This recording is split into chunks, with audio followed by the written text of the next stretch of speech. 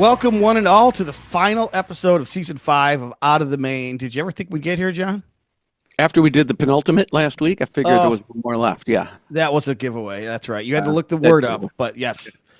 Yeah, well, you decoded it. We're here. This is the final episode. We're just in time for Christmas, which is appropriate because we're bringing a guest back from our past. I think it was season 3, 2022. I know it was episode 11. We had Chris Christian on, and we are extremely pleased and proud to welcome him back today. Chris, welcome back to Out of the Main. Oh, John, glad to be here. Yeah, so we got to say in advance, John's playing hurt a little bit because he's come down with a cold right before the holidays. But I'm not supposed to tell that. Oh, okay. We don't. Come on. That's our little secret, Chris. Oh, yeah. So, the first thing I got to do is I went back and listened to our previous interview earlier this week, and I've got to recommend that people go check that one out first.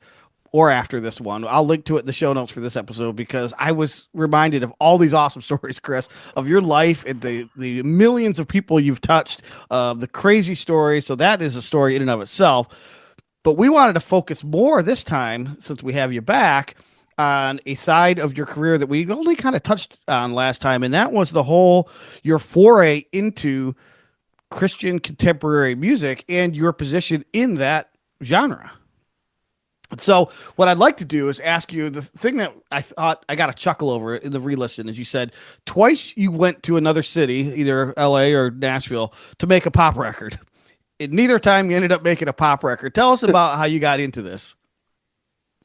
Well, I'll start out. Well, let me start out by saying I just put out an album about a year ago that of all the demos that I made in Nashville when I first went there. But I was able to use Larry London and Joe Osborne and, incredible musicians. So, and Kyle Linning was engineering it. And so I was trying to get a pop record deal. So when we were trying to figure out, these are the old things that never came out from 74 and 75. So we were trying to figure out, what do we call this album?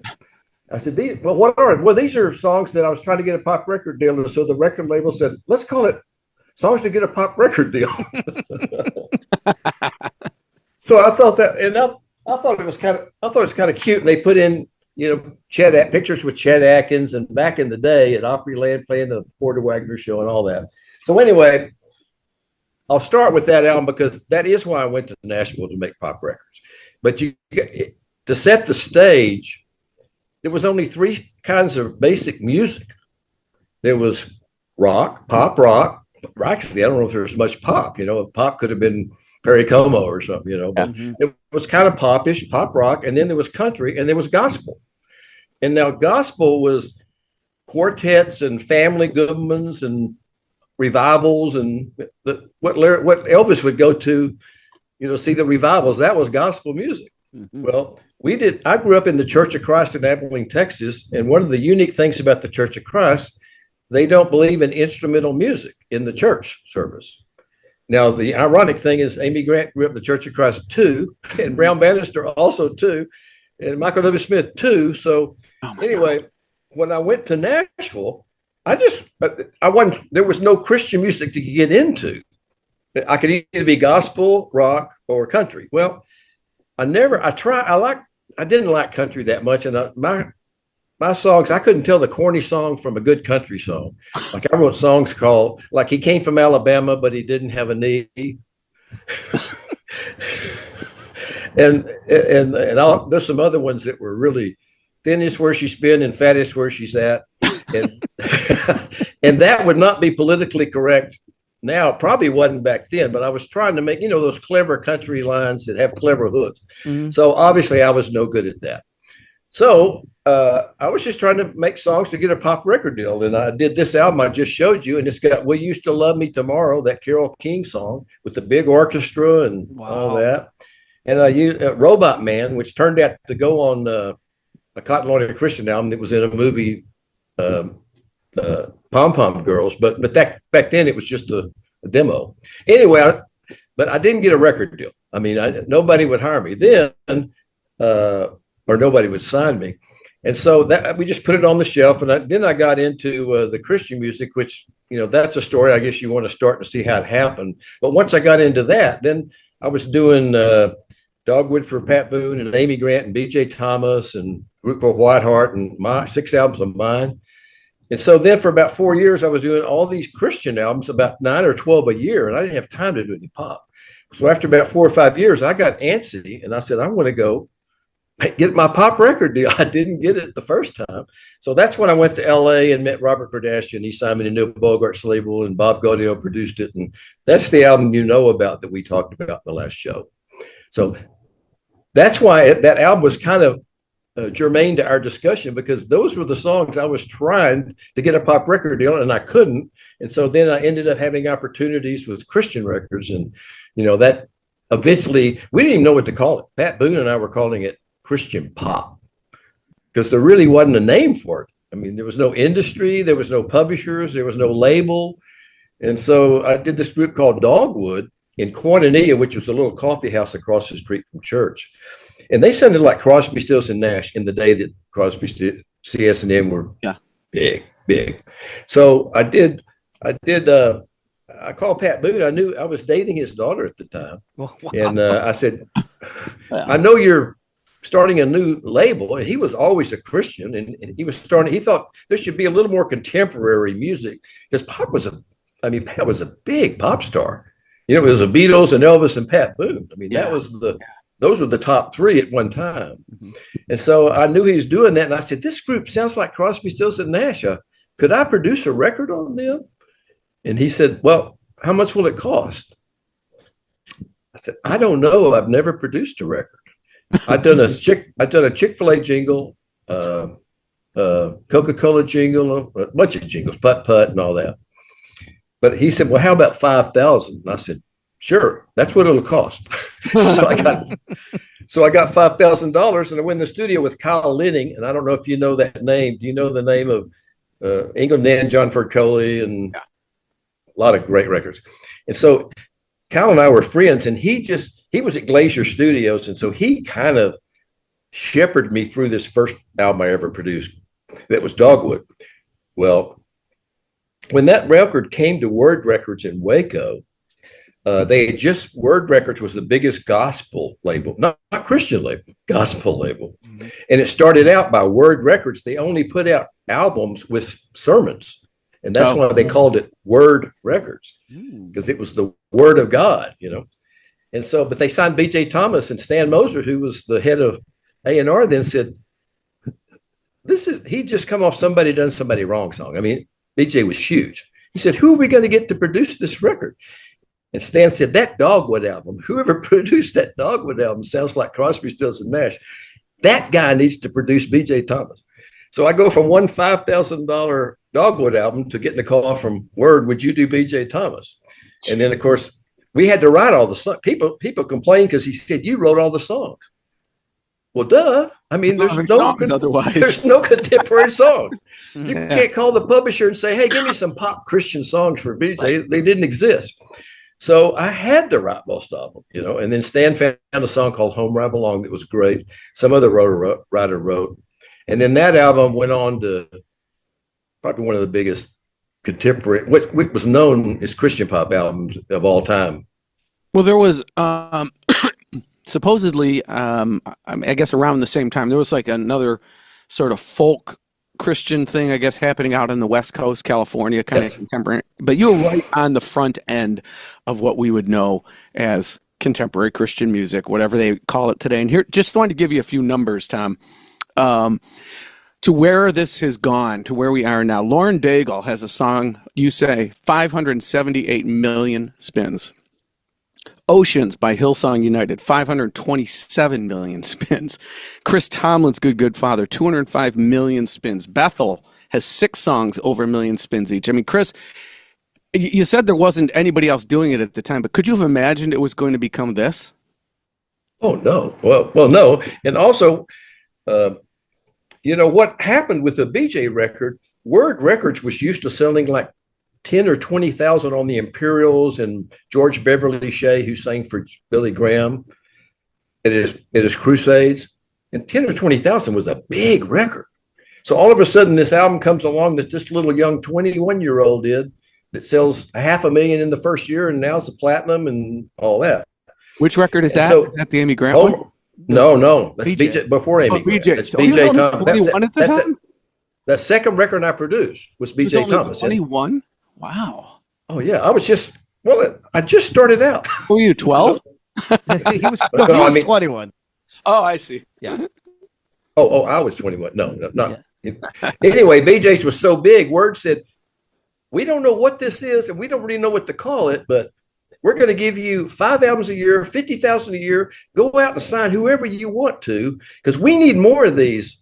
And of course, in 75 or 76, 50,000 a year, 250,000 a year is like $1.5 million to $2 million. Okay. So Was I'm that 21 years overwhelming old. at the time? Huh? Was that overwhelming at the time when he first said, I want you to do 5 records? You're like, oh my gosh, how do I do this? No, You excited? I was excited because if you got money to do a record, you can figure out how to do a record, or you can figure out if you don't have money to do a record, you can find the greatest singers and greatest anything, and you're not going to do anything. And I went to Nashville to make pop records. And so as far as I was concerned, I was making pop records. They just happened to have words of faith. Yeah. But and I was a Christian. I've been a Christian since 3 years old. So that was no problem for me. In fact, it was actually kind of exciting because I didn't have to sing about the bar songs and, anything secular, really. I could just sing about my faith. And that's what they wanted. I mean, I could write songs about my faith and then have people like BJ singing it. So then when BJ did that much and they offered me 5 records a year for 5 years, I had all the money to do anybody I wanted to sign. I could have signed you two guys. I mean, because there was no, that was too bad. We didn't know each other. Oh, jeez. What could have been? I was 6 years old at the time, but anyways, continue. It would have been a good record. Well, Brown Bannister was my roommate in college, and he knew Amy Grant at the church, and they kind of were good friends. And and Brown was my engineer on BJ. In fact, that's a funny story. Brown Bannister, we just wanted to get him in Nashville. We're friends. We wanted to work together. But he was taking his engineering classes. I'd got him a job at Opryland that he played. He was the fiddle player, but only problem was he didn't play fiddle. But I could hire the musicians. And then the other story with that, at the end of the summer, we're going crazy. And so he always did a fiddle solo on Thank God I'm a Country Boy at Opryland. So, but he couldn't play fiddle. So every time he went to the solo, he would always back way off the mic. And I told the sound guy to turn the microphone off. And so we're going along, and he's thinking it's all going to happen like it has all summer. And this last day, I told the guy, turn the microphone all the way on. So Brown, and I told all the musicians, stop playing at Brown's solo. So we get to the solo, and it's just like a train wreck. And Brown looks up like at me like, I'm going to kill you. So anyway, we did that. But then when I got BJ, I needed an engineer. So I said, hey, Brown, what are you doing? He said, I'm studying for an exam, my engineering exam at Belmont College. I said, well, drop out of it because we got to do BJ Thomas. So he came over, and the first record he ever engineered was BJ Thomas on this album. It was the second record I produced. And then, of course, then I asked him who to sign. She said, well, Amy's got a few, she's in high school. She's got a few songs. And so I heard those songs, and I called Stan, and Stan Mosher, the president of Word, and I said, okay, we got our first artist do our production deal. I think I said, it's called Amy Grant. But I didn't even, and you say, what do you think this 16-year-old girl from high school that sings simple songs is going to sell? I mean, I would have said 1,000, 3,000 maybe. Yeah. And, went to 40 million. So anyway, that's really what started that. And then I did 6 albums, and I signed a bunch of artists. And so it was that period of 3 or 4 years from Dogwood to BJ to my albums to Amy Grant and then I produced the Imperial Sail On and 2 albums. Marilyn McCoo too. There's the whole Marilyn. That McCoo. That was in the 90s. Yeah, that was. You met on what show was it? On Solid Gold. You guys actually met. You were performing or something. Yeah, I was performing on my yacht rock single "I Want You, I Need You" on Solid Gold, and that's where we met. And I knew she was a Christian. And so I was doing an album on a guy named Steve Archer, who's an incredible Christian singer from a group called the Archers. And I needed somebody to sing a duet. I found a great song. So I just asked her at Solid Gold. I said, hey, I got this great singer. I'm doing a Christian. I knew she was a Christian in her life, but she wasn't making any gospel or Christian records. So I asked her if she'd do it, and she met Steve, and she heard the song, and she did it, and that song went to number one. Got Then nominated. later, Yeah. nominated for a Grammy. Wow. Then I did another record for her. She agreed to do on Warner Brothers' first Christian album on their new Christian label, and that went to number one.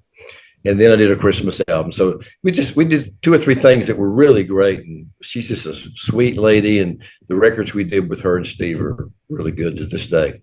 Yeah, a friend of mine actually thinks she's the best singer he's ever heard in this era. He loves her voice. But Right. I had a question. This is kind of going back to the your quote yacht rock record, and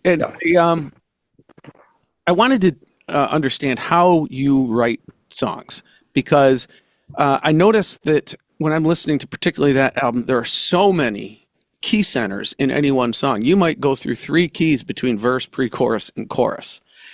So, was that a point of emphasis to you, or is this just the chords that naturally came out of you? Number one. And number two, do you normally start with the hook and then kind of reverse engineer the song from there, or do you kind of write more linearly, like the song in order? I think most songwriters will tell you it just comes different ways. There's not like one way, at least there's not one way I write. But you remember in 1980 is when we were writing those songs. When I moved to LA, I was introduced to J.C. Crowley. He wrote Baby Come Back and was in Player, great writer. And so I wrote with him. And then a guy named Kerry Chater, who wrote You Know a Heartache When I See One, and great writer.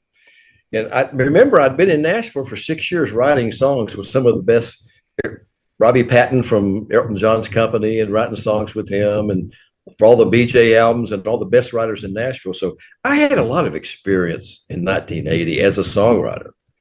And I really loved to co-write, because even when John Farrar was there doing Olivia Newton-John and stayed with us in Nashville, we went down to the basement and wrote a song too. So I'd co-written with some phenomenal writers that really you learn from. Hopefully they learned something from me, but I learned a lot from them. So, and one day JC and I would come, he'd say, I got this idea, this hook, or maybe I said, I got this beat or something. There'd usually be something come to the table, but we'd all say, yeah, that's pretty good. And then we'd take off. Mm-hmm. Sometimes it was an idea. Sometimes it was a lyrical idea. If this is the last goodbye, I remember JC and I were writing it, and that idea came up.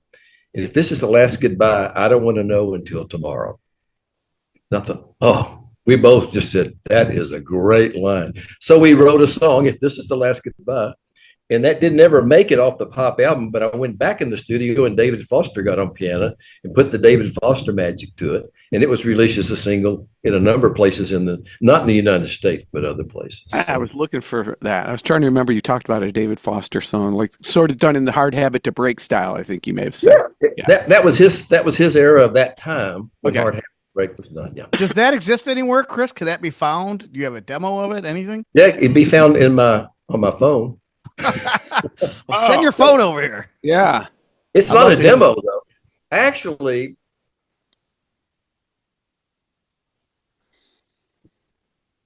I'm looking on this re-release album.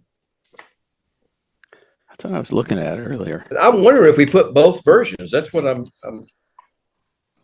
I think we put, number 16 is Last Goodbye. It may be both versions. Spotify, though. Anyway, yeah, they only have 15 songs on Spotify, so it's probably, like you say, maybe a territory issue. Yeah, it may be, but there's 17 songs on this remake, and that's Boone's Overstock has all these albums I've talked about. Okay, Boone's Overstock, if anybody's interested. But I'm pretty sure this one, Boone's Overstock, they did an incredible 16-page spread in the middle. Yeah. It's just in the Japan record where it was number one and has all the charts, and it's just a lot of stuff. It's like the old days in an album when you open it up, Have something to read. Yeah, you got the billboard there. Yeah. Wow. Cool. I think it's on that CD. Yeah. So, Chris, we have obviously the world has a queen of pop, of queen of soul.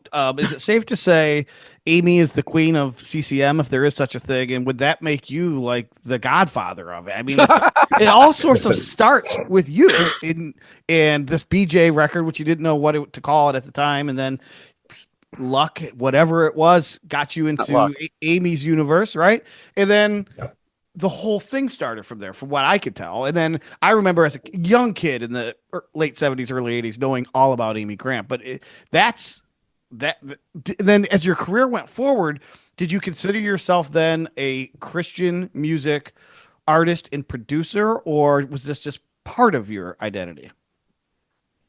No, I never considered myself a Christian artist, writer, or producer. Now, I was a Christian. I mean, and I wrote Christian songs and I wrote pop songs. And so I was happy to do both. And I was excited because I was on a corner that was I had the money to do albums on people like Amy and bring her in the studio. I didn't have that opportunity with pop singers. I couldn't go find the next pop singer and the next pop singer, but I had that opportunity with Christian lyrics. And so since that's where the opportunity God gave me, the doors he opened, let's just go with this and see how long this lasts. And you brought something up about the Jesus movement in California. Let me explain my viewpoint of that. Okay. There was a movie, The Jesus Revolution, which does a great job of saw that explaining that. And so people said, well, y'all didn't start contemporary Christian music. They were doing that in California. And I said, let me explain the way I look at that. That was a movement. That was a movement where in a Calvary Chapel, in Love Song, the band, hippies would come and they would get saved, and their lifestyles might be very unorthodox for a Christian, but they'd come get baptized and saved, and it was wonderful. And that movement got so big, and in 1972, it kind of reached a pinnacle in Dallas, Texas, where Billy Graham, Charlie Pride, Muhammad Ali, they were all up on stage, and there was like 70 or 80,000 people at the Cotton Bowl. And then that month, on the front of Time Magazine, Man of the Year was Jesus Christ. Oh, wow. So that kind of, all that movement reached a pinnacle. And then for whatever reason, it just kind of started fading down. I wouldn't say went away, but it lost its rocket, you know. And at that time, I was in the middle of doing Dogwood in Nashville, and then B.J. Thomas then goes to $1 million, and then Amy Grant, she was 50,000 in a few months, you know. I mean, it went to gold and platinum on everything. So the difference I think the Jesus Revolution was a very important movement that was a bunch of non-church people that found Jesus. Yeah, and it wasn't focused on studio recorded music either. So right. It was non-church people. It was not people that grew up as a Methodist, Baptist, or Church of Christ. It was people that were hippies. Yeah. They were Woodstock kind of people, you know. And now in our case, I grew up in a Christian home. Amy Grant grew up in a Christian family. Brown Bannister grew up in a Christian family. We grew up in the church. So that's one huge difference in what happened in California and what happened in Nashville.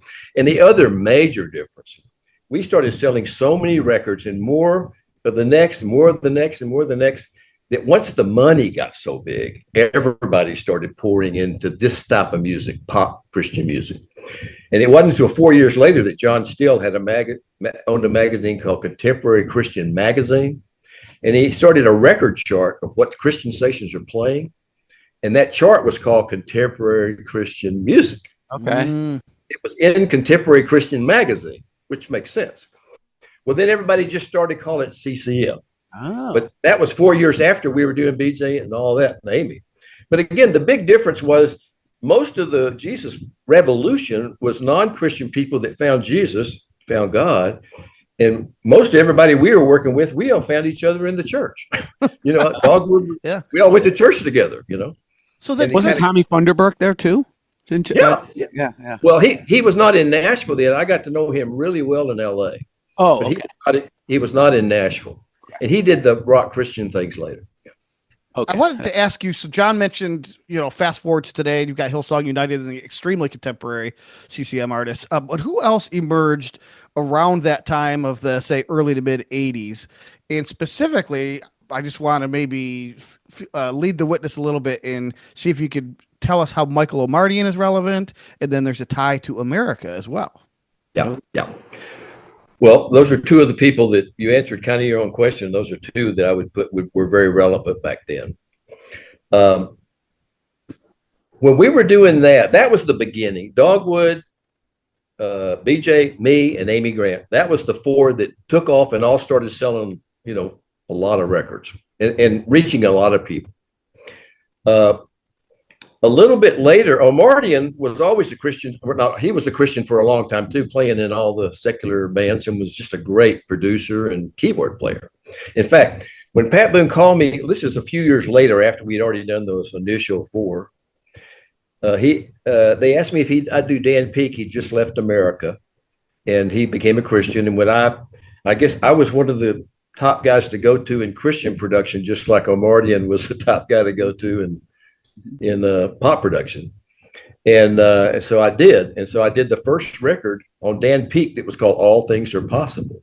And that record was #1 on the Christian chart for 18 weeks. Wow. And it was the first Christian record on Pat Boone's Christian label that was top 10 in the Billboard AC chart and top 10 on the Christian chart at the same time. So it was one of the very first records that went out and was accepted by both sides. Now, let me tell you one thing interesting. When we started putting these records out, we were in no man's land. We had the church thought we were heathens. They thought we were watering down the gospel. Yeah. They thought we were watering down the gospel, and that rock and roll was of the devil. And here we are doing that. And then the secular people said, oh, that's gospel stuff. That's gospel stuff. So we were sitting right here in the middle with the church, a lot of the church not liking what we're doing or not believing it was of the Lord, And then you got the seculars. Well, BJ'd go on stage and he'd sing his gospel hits, but then he'd sing Raindrops and he would get booed off stage because the Christian didn't know how to handle somebody doing both sides. Oh, I thought you were a Christian, but you're doing your secular songs, so you're not really a real Christian. You're trying to do both sides. Well, we're not going to have that. So I was in the concert at Maybe Auditorium in Tulsa. I was on the stage where it was me and Amy Grant and Imperials and BJ Thomas that he went out and started singing Raindrops and literally got booed off the stage and he left. So it was a tough time of breaking that ceiling. What about tell us? Oh, sorry. I was just going to say, just finish the thought on Michael Omartian too. Yeah, that's what I was going to do. Okay. But if you want to edit back to Dan Peek, when I did Dan Peek's record, actually that song, All Things Are Possible, that was such a huge breakthrough record for contemporary Christian music or Christian pop music to hit the pop chart. Michael Omartian was the keyboard player. There you go. Yeah, and we had Hal Blaine and Dave Hungate, and I mean, you might as well put a Toto or something on there, But Michael was, if you listen to that song, I mean, it's just a great song. And Mike, dun, dun, dun, dun, dun, dun, dun. He did little stuff that's very hooky, and I just knew he's a great piano player. I didn't really know much about him other than he was one of the go-to piano guys. But of course, later on, we find out what a great Christian he is and how many great Christian albums he did on the. I did 2 on the Imperials, 3, and then he did 2 or 3 on the Imperials as well. And they both did well. But Michael was very instrumental in Dan Peek of America's first Christian album. Interesting. Yeah, we have a listener that thinks Dan Peek's one of the top 10 bass players he's ever heard. So, bass players? Yeah. Okay. Didn't he play bass in America? I thought he did. Actually, he was telling me in the studio one time that the Horse with No Name didn't have a bass. I'm thinking of that live album that I know listener Mike is so enamored with that I believe that's what he says. I never heard Dan play bass, so I shouldn't say I didn't. That surprise was not that he's not. I just never heard him play bass. Okay. I had a question that goes back to the book that you wrote. You said Grandmother's Prayer, Moments in a Musical Life. Amazing book. Still I was thumbing through it again, and it just makes me laugh because I just can't believe all these connections. But there was a story in there that I was looking for because I had made note of it a while back, but didn't write down the page number. Do you recall the story? It connects to your love of the Carpenter style of music. There's something to do with the Carpenters meeting in a diner somewhere. Is this ringing a bell from your book? Well, yeah. When I was in college or even in high school, when the association came to Abilene to play, I was a junior in high school, and I asked if I could be the guy that drove them around because back then you didn't have Uber and Abilene didn't have taxis either, or they didn't have rental cars either. So I got to drive the association around, and when I drove them to their hotel, I asked if I could come up and hang with them. So I got right in the middle of their heyday of Never My Love and Along Comes Mary. Did that. Well, then in college, the Abilene Christian College, which is now Abilene Christian University, the Carpenters came to perform. So after the show, I ran backstage and I found one of the tech guys and said, "Where y'all going after the show?" He said, "Well, we're going over to the Ramada Inn over here and have something to eat." So I didn't tell him why I wanted to know, but I hightailed it to the Ramada Inn. And so I saw Tony Peluso, who was one of the guitar players. Yeah. I sat down with him and he said, "Hey, kid, you want to have a hamburger?" And we just have a hamburger. And then we're talking. I'm going to tell him I'm a music guy. I'd love to do what you're doing and all that. And then after we had the hamburger, Richard and Karen came by and hey, come here. He brought Richard and Karen over and introduced me and said, "This is Chris Smith at the time. He wants to do what we're doing." And he just came over and wanted to talk. He's a good kid. And he said he wants to know if there's any place he can send his songs.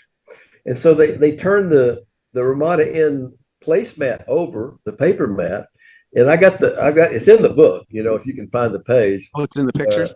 Yeah, it's a whole page around the Carpenters section, but he says, "Dear Chris, best of luck with your music and hope you do a lot." And then they all signed it. Richard Carpenter, Karen Carpenter, and the whole band. And then on the other side of it, he put P.O. Box so-and-so A&M Records in his office so I could send them songs. Now, I didn't realize it, but my songs were horrible, but everybody thinks their songs are great, right? There's no ugly music, babies. But then about 10 years later, there's a Billboard chart that's in the book too, that the Carpenters are like number 13 and I'm number 18. Yeah. And that was just so rewarding, Wow. One other thing, you talked last time, gave us the whole story about the ranch that you got and the history of that place. And then the Dakota soundtrack you touched on, it's in the book, but I don't remember how you got involved in the Dakota soundtrack. And now you're suddenly scoring for orchestra? Yeah. Well, orchestra was kind of a Lynn 9000 drum machine and some samples and overdubbing strings about 16 times later, so it would sound like an orchestra. So. I see. But I was doing music for CBS Sports and the Masters and Super Bowl and Olympics and all that. So I was recording I did the first 7 minutes of the Masters one year, which is all a scoring thing. But I owned the movie studios at Las Colinas, which was 3 movie studios that lots of people, Eric Clapton and Garth Brooks rehearsed in. A lot of movies were made there. And so there was some guys in Texas that were doing this movie called Dakota, and Lou Diamond Phillips had already filmed Dakota La Bamba, but had not come out. Oh. So he was an unknown actor in Texas. And so they asked me if I would score the film, and I wrote a lot of songs for it and scored it. And it was not too much different than doing music for CBS Sports, because they say I want 10 seconds of mystery, and then I want 20 seconds of smooth, and they tell you what they want. Okay. You have to. That was kind of like the main thing I learned about scoring is if they ever notice what you did, you're not doing something right. Right. Right. You're not there to be noticed. Right. You're there to lift up sadness, lift up happiness, lift up. I'm driving on the road and I'm really thinking. You need to lift up whatever they're doing. But if they notice the string, notice the guitar, notice the piano. Lynn 9000. I think Steve Porcaro kind of told us the same thing when he was talking about Justified. Yeah, right. Well, somebody else who shouldn't be noticed is an NFL referee. So that's a good segue into my next question, bizarrely. And again, if you go back and listen to our first interview with Chris, you'll hear the names of everyone from Ross Perot to Olivia Newton-John to a Kardashian. And then, of course, you touched on it just earlier. So you have to explain to us what happened and how did the Dallas Cowboys Christmas album come to be? And what was your role? Danny White was the quarterback after Roger Staubach for 11 years. Mm-hmm. And he had a better record than Roger did as far as stats and records. He never won a Super Bowl though. So maybe, Danny, he's right up there with Roger as far as the job he did for the Dallas Cowboys. And so I was, Steve Warner and I were playing at his charity functions. We were Dallas Cowboy fans, and I had my Yacht Rock hit record, and I'd play for different things. And so he said one day, Super Bowl Shuffle, and the Chicago Bears put the Super Bowl Shuffle out, and they had one song, and really it was not even a song; it's kind of a rap, Yes. I'm not sure it's a song, but it was a record. Not very yachty. So Danny, we had dinner one night with our wives, and he said, "Do you think we could do something like the Super Bowl Shuffle for the Bears? Because we got better singers than they do. They beat us badly last year, and I think we could whip Too Tall Jones, man. He was quite the tenor. Yeah. And so I said, "Oh yeah, man." So we drove around and we got one of the grocery stores to sponsor it. We took and again, I had to write the songs. Because where do you go to get cowboy songs, cowboy sports songs? Right. So I wrote "Those Were the Good Old Days." Staubach to Pearson and Hayes, and then I wrote I don't want to be home Christmas. It's that playoff time of year, because they don't want, if they're home at Christmas, they didn't make the playoff. Yeah. I tried to take unique kind of things to the cowboy theme. And anyway, we did about 7 that year, and the next year we did 7 videos. Herschel Walker's breakdancing on it, Tom Landry's rapping. I mean, it's all the Cowboys, Roger Staubach, Bob Hayes, everybody's. It's incredible. In fact, DallasCowboys.com is a website you can go to and find out where to go see it, because it's really an incredible thing to see these guys. And it's an end of an era. Did you say Tom Landry rapping? Yeah. It's kind of short, though, but he goes, "I always call the plays and no one asks me why." That's awesome. But really, Herschel does breakdancing that's just incredible. I mean, he's like on the street corner, doing all these spins and stuff. So, and then Bob Hayes, it's just really fun to watch now. And that was in '85 and '86. And Danny White and I went on the Mike Huckabee show. And Danny, we were talking about we did a whole TV show around these 7 videos in the last 2 years. Roger Staubach, Too Tall Jones, Danny White, Tony Hill, Cliff Harris, all came out, and we all talked about the making of the Dallas Cowboy Christmas in '85 and '86. And it's just a whole hour show now. So it's not just 7 videos on a VHS, but it's a TV show and a tribute to Tom Landry at the end called "The Man Behind the Man." And it's a record that I did and wrote for Tom Landry, and Jerry Beckley from America is singing all the background in it. It's a pretty good record. Man Behind the Man. It's at the very end of this TV show. So anyway, what Danny White said, he said, Super Bowls, people forget all those Super Bowls, who won them and who did this play and whatever. But he said, "I am more proud of doing this Dallas Cowboy Christmas than anything I did in Dallas." Wow, that's awesome. That's great. Yeah. Well, and he's a musician. He's a piano player. Is he really? Wow, interesting. Well, brings me to my last question. First of all, thank you for the education on Christian contemporary music, but it's almost Christmas. We have Christian on. I would be remiss if I weren't to ask you, give us a quick list of some of your favorite Christmas music that you've been a part of. Because last year at this time, was it last year, John, or when we did the charity album, or was that 2 years ago now? I think you were instrumental in helping us put together some of the songs for the Christmas Smooth charity thing for Demand Impact. So we know that you've got your tentacles into Christmas music, of course. So what are some of the tracks we should go out and listen to and look for?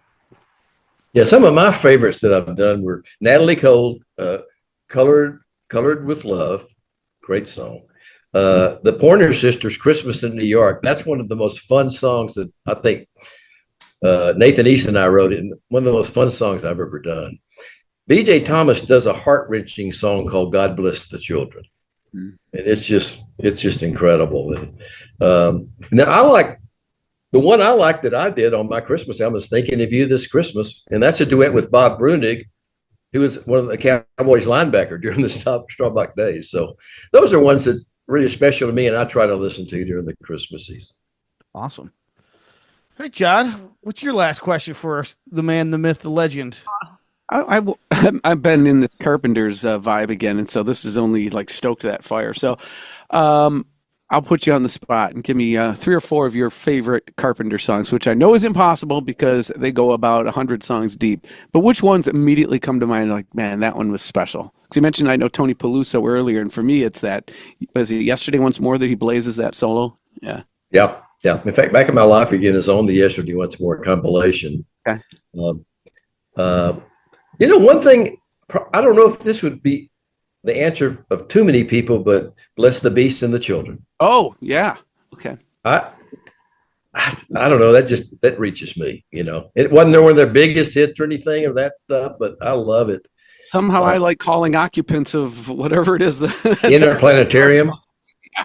Somehow I like that song. So who knows? Yeah. And I'm a little bit partial to Back in My Life Again because I just like the song. And then, of course, I love them. And so that's always been a special song. Awesome. Well, good. Well, it's good to have you back. Now we just need an excuse for the third part of the trilogy. That'll happen hopefully sometime in the near future. We will link to christianmusic.com, which has your book. It has your discography, sweet photo gallery, all kinds of stuff. So that's really interesting. You should try to link to the site where the records are. The Dallas Cowboy DallasCowboyChristmas.com is the way you could get to the cowboy thing. And then really Chris Boone's Overstock. Boone's Overstock. Boone's Overstock. Okay. That's got all these 4 records that I talked about for CDs in the very beginning. Yeah. But they're also on Amazon too. So okay.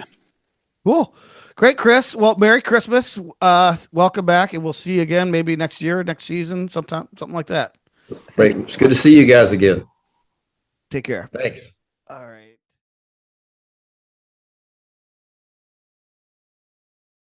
Yep. Hey, right, one cool. question. Maybe this is like for the bonus footage. When you were producing, were you what kind of producer were you? Were you do 1,000 takes, or were you kind of keep the room vibey and let the musicians work it out, or what was sort of what do you think people would say you were like as a producer? I'm not sure other people would say the same thing that I'm going to say that I was like. But that would be interesting. But I think I was easygoing in the studio. I'm not an easygoing guy, in a lot of ways. But in the studio, I wasn't a screamer. I wasn't a yeller. I wasn't. This is what we're going to do. Any of that stuff. I always tried to figure a way to because I always heard the finished record in my head. Mm-hmm. When we went in to do All Things Are Possible or BJ Thomas's Home Where I Belong, I heard the record. I mean, I just had to get these guys to play it. So I was always having to get, and I'll tell you one funny story, with Joe Osborne. Yep. On one of my albums, it's the first Christian album, kind of a dark head, and it was in 1976. And it's also the Boone's Overstock too. But and it was a big record because, again, it came right after BJ. Before Amy, it came right after that, and everybody was just dying for this pop Christian sound. It was a new thing, and so I had to write them all because there's no place to go. But I love "Long Cool Woman in a Red Dress" by the Hollies. You remember that song? Mm-hmm. Long Cool Woman in a Red Dress. Well, the thing I loved about that, the bass line was only boom, boom, boom, boom, boom. Uh-huh. There was nothing in between. It was 1 and 3 through the whole song. So I wrote a song that had that beat to it. Why does the devil have all the good music? It's boom. And I wanted that. And I told Joe, here I am. This is my second album to ever produce, or third, really. And I'm going out and I hired the best, I had all the money to hire the best musicians. So Joe Osborne had just moved to town. And I said, Joe, I just want you to play 1 and 3. And I don't want you to play anything else. And he's looking at this snotty-nosed little 20-year-old telling him what to play on that song. And it had to have that 1 and 3 because it wouldn't be the same record without that. And so he said, "Oh, man, I think it needs to be something else." And we were having a little bit of a disagreement, but I said, "Okay, well, let's do this, Joe. Let's go ahead and I don't know what you're hearing, but you're hearing something. So why don't we go ahead and run it down and you play what you're hearing? Let me hear what you've got in your head." So we played, and it was great stuff. I mean, all kind of great stuff, And I said, "Oh, it's great, man. That's great. It's really good." I said, "Hey, did you mind just for kicks? I'm just curious what it would sound like because I had it in my head. But what you played is great, but I had it in my head. Would you play the 1 and 3?" "Sure." So he played it down with the 1 and the 3. And of course, when he left the studio, guess which cut we used? No, I'm guessing 1 and 3, right? Yeah, but the point is, I knew what I needed, and I had to figure out a way to get these star musicians who were way more qualified than me. Larry London, Reggie Young, Steve Gibson. I don't even know those names, but they were the musicians of the day. And I had to figure out some way to get them to play what I was hearing in my head. And I think I was fairly successful at that, And I think that I was just not a screamer. I was not a yeller. There was no drama in the studio. I think it was a pleasant place that they enjoyed coming and enjoyed making records. And of course, then when we had so much success that came out of there, over time, I built up a little credibility. I knew that kid had it going on. Well, I'll make a deal with you, Chris. If you could get Nathan East on our podcast, we'll ask him directly what he thinks of your production style. Oh, there you go. Well, I know he would be very nice. Yeah, and we just love working together. We're great friends, and he's one of the greatest guys of all time. And one of my idols on bass too. You can see I have a bass. Tried to play it, but Yeah. But if you're a bass player, do you have like 3 minutes, 4 minutes? Yeah. Okay, you gotta hear the kidney story. And then then I'll catch back in at Red Rocks. Okay. But I was on a plane. I flew 4 million miles on American alone, plus all the other airlines, and who knows, 8 million miles probably combined. I was always flying. So one time I'm flying, and we stopped in Dallas, and I was sitting by a guy named Kenny Passarelli. And so we start talking. He said, "What do you do?" "Oh, I make records." He said, "Well, so do I." "What do you do?" "So, bass player." "Well, who are you working with?" "Elton John." "Oh, well, I write songs." "Do you write any songs?" I said, "Yeah, but I've only got one cut." He said, "Well, who is it?" I said, "Elvis Presley." he didn't know if I was pulling his leg or not, But long story short, we become great friends on the plane.